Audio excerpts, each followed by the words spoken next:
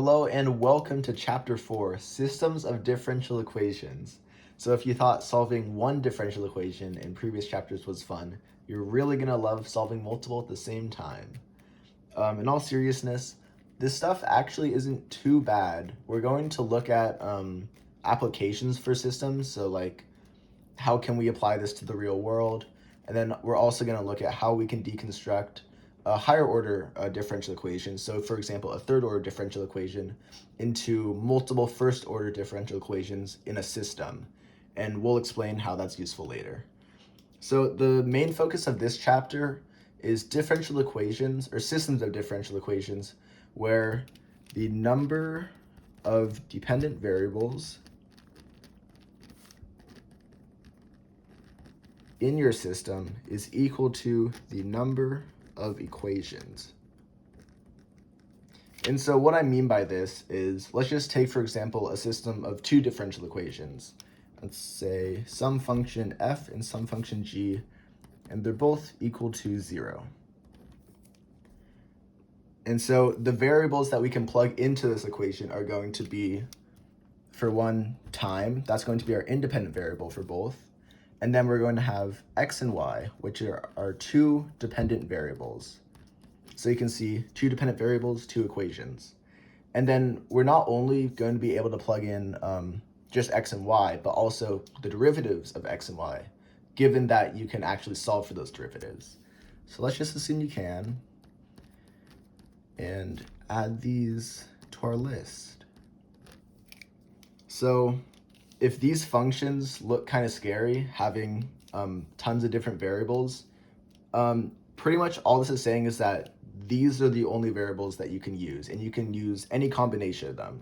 So for example, I'm just making this up right now, but this function f of x could be, let's say, tx to the x prime minus y prime equals 0.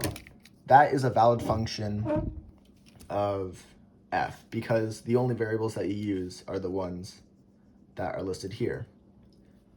And so your solution for a system of differential equations, instead of having a single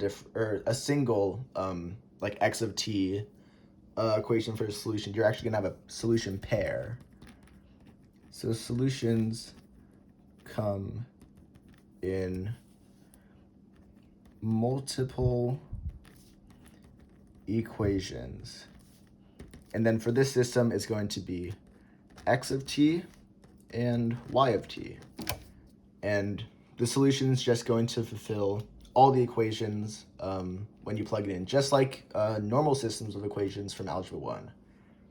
And so one example of a real-world system that you would want to use a system of differential equations for is, and you don't have to write this down, by the way, but let's say you have a particle, and it's just chilling. It's in a magnetic field, and this is a charged particle, so it's going to be pushed around a bit by that field. The field's going to exert a force on it, and let's call that field capital F. Let's just say, I don't know, looks something like this, something.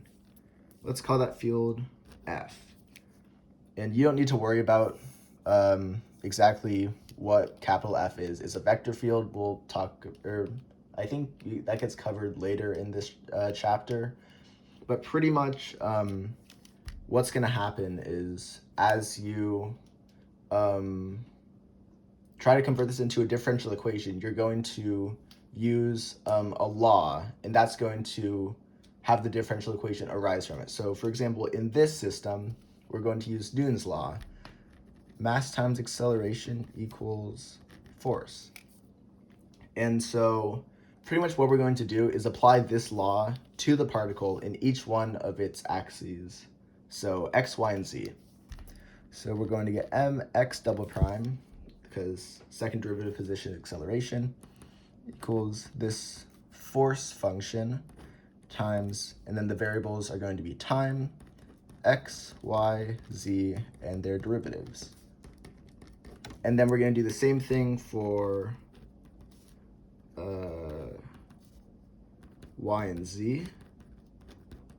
And I'm not gonna write all this out, but this is just one application of systems of differential equation. And you're gonna see that whenever we're finding a system from an example like this, we're going to kind of plug everything into some law. Like, for example, this was Newton's law, Newton's second law in this case, and then that's going to produce our system differential equations.